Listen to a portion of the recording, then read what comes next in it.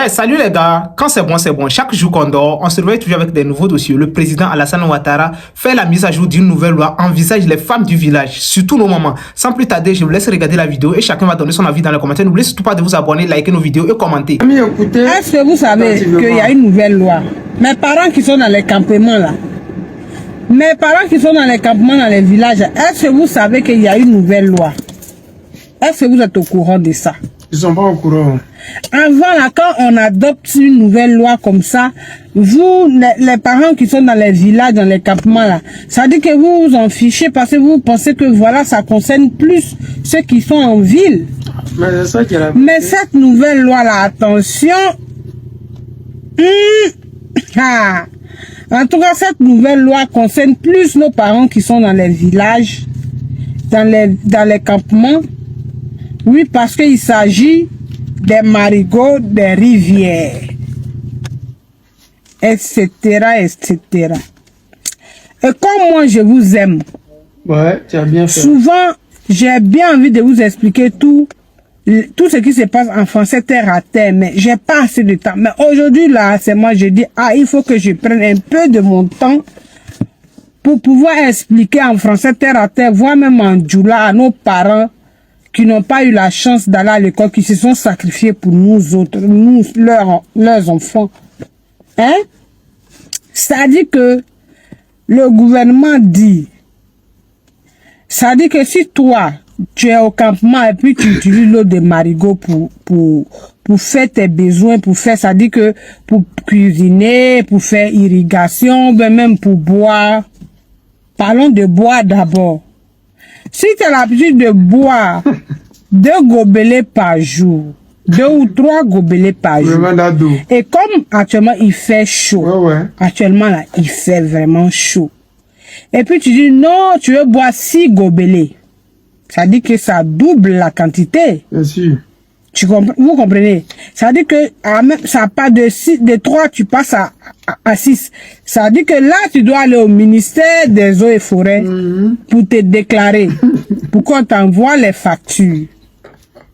Est-ce que vous comprenez un peu? Ouais, on a compris. Quand même. Maintenant, quand vous partez au ministère des eaux et forêts, vous devez bien expliquer que avant, vous buviez 3 gobelets par jour, mais vous êtes passé à 6 gobelets, vu la saison sèche, vu le climat, la température, tout et tout.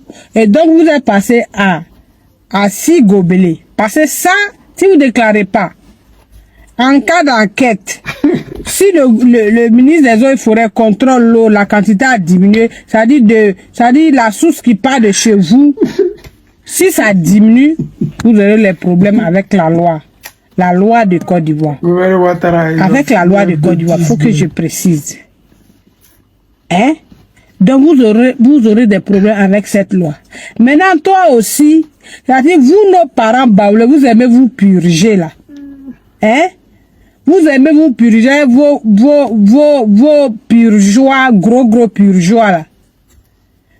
Arrêtez d'utiliser beaucoup d'eau pour purger. Parce que maintenant, là, les quantités d'eau sont contrôlées. Tu consommes plus, tu dois, même si c'est l'eau de marigot, l'eau de rivière, même si c'est l'eau au puits, toi, tu as creusé ton trou, même tu as fait ton forage. Même forage, mais avant même de faire forage, avant de faire puits, va te déclarer au ministère des Eaux et Forêts.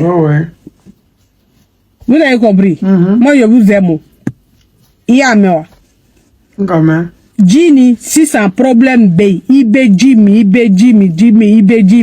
problème B, Adoko, hein, Nika, Ibe Gobele, Kele Fila, Sabami, Lombe, 600, Tere Bana, Ibe, Kele Fila, Sabanani, Loru, Woro, Mi, Ibe Gobele, Woro, Mi.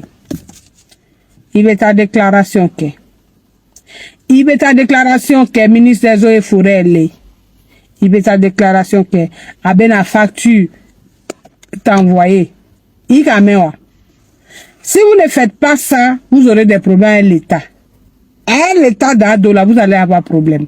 Donc maintenant là, Vous qui buvez beaucoup d'eau, les eaux, même eau de marigot, là, faites attention. Même si vous puisez même pour aller arroser vos cacaoyers, là. Cacao, on dit Côte d'Ivoire est le premier pays producteur de café cacao, là.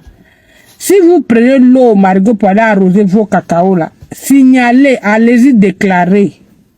Pour qu'on vous envoie des factures. Les amis, vous venez d'écouter la vidéo de cette jeune dame-là. Vous savez ce qu'elle a dit?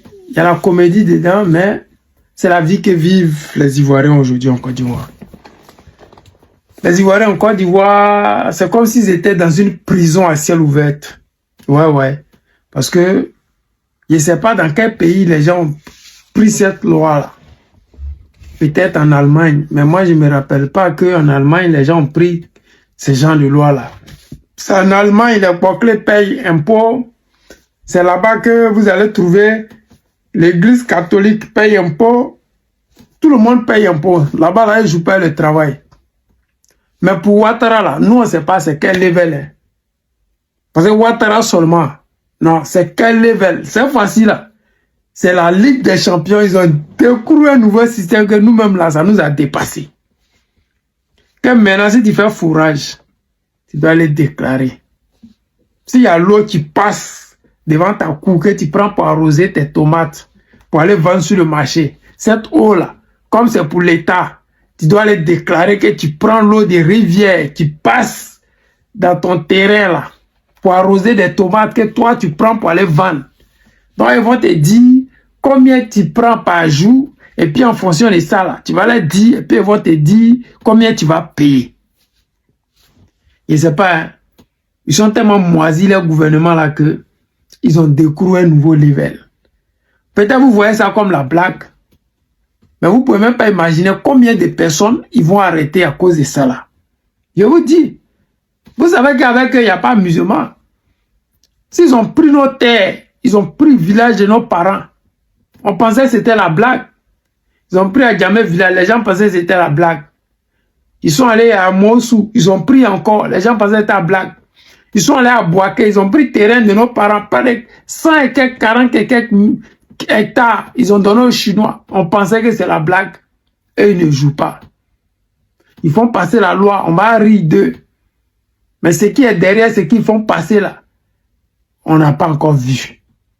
S'ils ont dit ça, c'est qu'ils sont prêts à le confisquer des terres appartenant à des gens, sous prétexte que des gens ont utilisé des fourrages. Des gens utilisaient des marécages ou peut-être des marigots pour arroser les fleurs dans des marécages, pour arroser les tomates dans des marécages, et ils n'ont pas signalé de vous à moi. Nous sommes dans quelle Côte d'Ivoire? Tout l'argent que les Ivoiriens payent là, ça va où?